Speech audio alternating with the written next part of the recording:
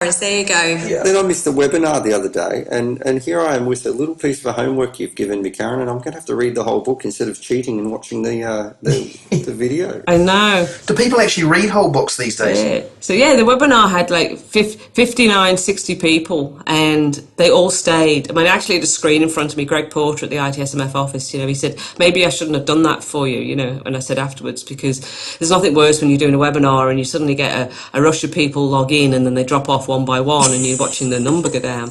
But they all stayed to the end, and I thought, well, there's obviously some interest. Oh, absolutely. The other feedback I got was someone came on, I was talking to them the day of the webinar because they reminded me I'd missed it. And he came off, he said it was really interesting. I went out and bought the book straight away.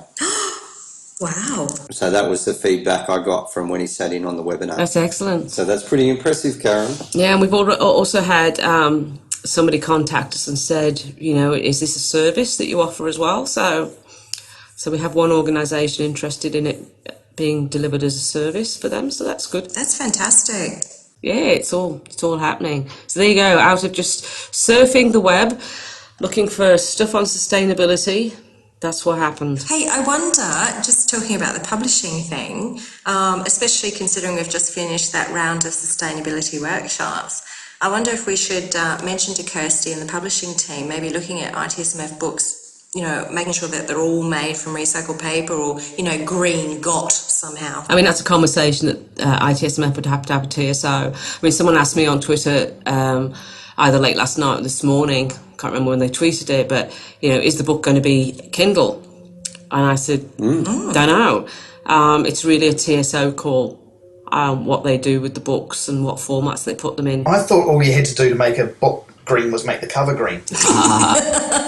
It's not just a colour thing, Tristan. Right. I think the Skep is putting his books onto into the Kindle, and he said it's actually quite a process to go through and format it. So because there's, if you've ever been a Kindle user, you can actually change the font size, all this sort of stuff, bookmarking and things. So you can convert them to Kindle, but it's a bit of effort to actually get it converted in it. Oh, so you mean there's background coding to be done? Oh, I don't know if it's so much coding, but you'd have to talk to... Actually, maybe we could talk to Mr. England in the future. I guess the lesson from this, though, for people out in listener land is that, if you have an idea, see it through, push it through, do the hard work, and you can get it out there. Look, I really think they should listen to the podcast we did with Kirsty, because...